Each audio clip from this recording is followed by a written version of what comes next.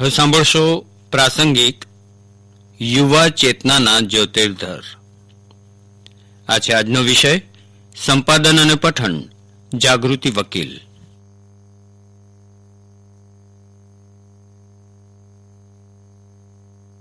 દુનિયાને હિન્દુ અધ્યાત્મ અને યોગ સાથે ખરો પરિચય કરાવનાર વિદ્વાન સંત સ્વામી વિવેકાનંદની જન્મ જયંતિ આજે 12 જાન્યુઆરી યુવા દિન તરીકે ઉજવાય છે. વિશ્વભરમાં હિન્દુ ધર્મનો ઉપદેશ આપવા ઉપરાંત તેમણે સર્વધર્મ સંભાવનો બોધ આપ્યો હતો. તેમનું જીવન ભારતના યુવાનો માટે હંમેશા પ્રેરક રહ્યું હતું. 12 જાન્યુઆરી 1863ના રોજ કલકત્તામાં તે સમયના ટોચના વકીલ વિશ્વનાથ દત્ત અને ઊંડી આધ્યાત્મિક સમજ ધરાવતા ભુવનેશ્વરી દેવીને ત્યાં તેમનો જન્મ થયો હતો. બાળપણનું નામ નરેન્દ્રનાથ દત્ત હતું.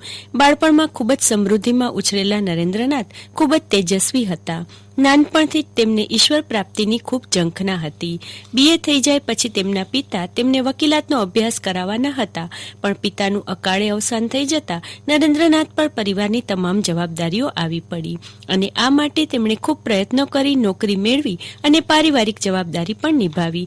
નરેન્દ્રનાથના ઘરનું વાતાવરણ ખૂબ જ મુક્ત હતું. માતા પિતા બંને વિદ્વાન હોવાથી નાની વયે તેઓ વિશાળ વાંચન કરતા. આ દરમિયાન બાળક નરેન્દ્ર કઠોપનિષદનો અભ્યાસ કર્યો.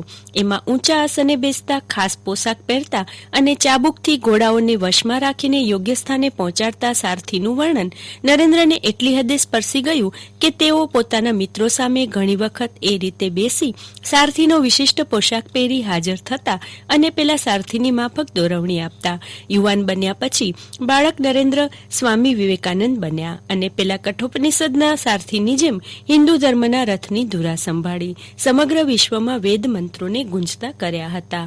યુવાન વયે ગુરુદેવ રામકૃષ્ણ પરમહંસના સંપર્કમાં આવ્યા પછી તેનાથી પ્રભાવિત થયેલ નરેન્દ્રનાથ મનોમન ઈશ્વરનો સાક્ષાત્કાર કરવાનું નક્કી કરી નાખ્યું અને રામકૃષ્ણ પાસે દક્ષિણાયનમાં જવાનું મન બનાવી લીધું હતું.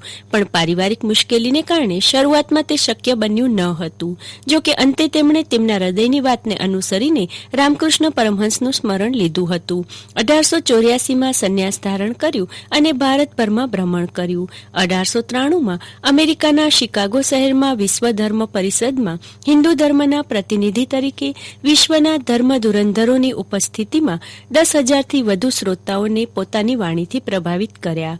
ત્યાર પછી તેમની શક્તિની ભારતવાસીઓને ઓળખ થઈ. England, France, Germany, Italy, Switzerland જેવા દેશોમાં પણ તેમની તે જ સરળ વાણીથી ભારતીય તત્વજ્ઞાનની સરળ અને સફળ રજૂઆત કરનારા સ્વામીજીના શિષ્યોમાં વિદેશીઓ પણ સારી સંખ્યામાં જોડાયા. વેદો અને યોગનો ગહન અભ્યાસ કર્યા પછી સ્વામી વિવેકાનંદ ગુરુદેવ રામકૃષ્ણ પરમહંસના પરિચયમાં આવ્યા. એ પહેલા બ્રહ્મ સમાજમાં પણ થોડો વખત જઈ આવ્યા હતા. જોકે ત્યાં પણ તેમના મનમાં ઉદ્ભવેલા પ્રશ્નોનું નિરાકરણ થયું ન હતું. તેઓ શિકાગોની વિશ્વ ધર્મ પરિષદથી વધુ જાણીતા બન્યા હતા. ખાસ કરીને તેમાં તેમણે કરેલું સંબોધન ભાઈઓ અને બહેનો સૌથી વધુ આવકાર પામ્યું હતું. 1897માં ગુરુ શ્રી રામકૃષ્ણની સ્મૃતિમાં તેમણે રામકૃષ્ણ મઠ અને મિશનની સ્થાપના કરી હતી. તેમ મિશનના બ્રહ્મચારીઓને વેદાંત, ગીતા, દર્શન આદિ ગ્રંથનો અભ્યાસ કરાવતા. આ બંને સંસ્થાએ આજે સેવા ક્ષેત્રે નામના મેળવી છે. યુવાનો માટેનો તેમનો સંદેશ ઉઠો, જાગો અને ધ્યેય પ્રાપ્તિ સુધી મંડ્યા રહો આજે પણ દરેક યુવાનને આગળ વધવા માટે ખૂબ જ પ્રેરણાદાયી બની રહે છે. 4 જુલાઈ 1902ના રોજ ધ્યાનની અવસ્થામાં જ બેલુરના રામકૃષ્ણ મઠમાં તેમનું નિધન થયું હતું. દરેક નાગરિક પોતાના નિશ્ચિત ધ્યેય મેળવવા માટે જાગૃતપણે સતત પ્રયત્ન કરે એ જ વેદ યોગના સંતની જન્મ જયંતિએ સાચી સ્મરણાંજલિ કહી શકાય. યુવા ચેતનાના જ્યોતિર્ધર. હમણાં જ આ પ્રાસંગિક સાંભળી રહ્યા હતા. સંપાદન અને પઠન કર્યું જાગૃતિ વકીલે.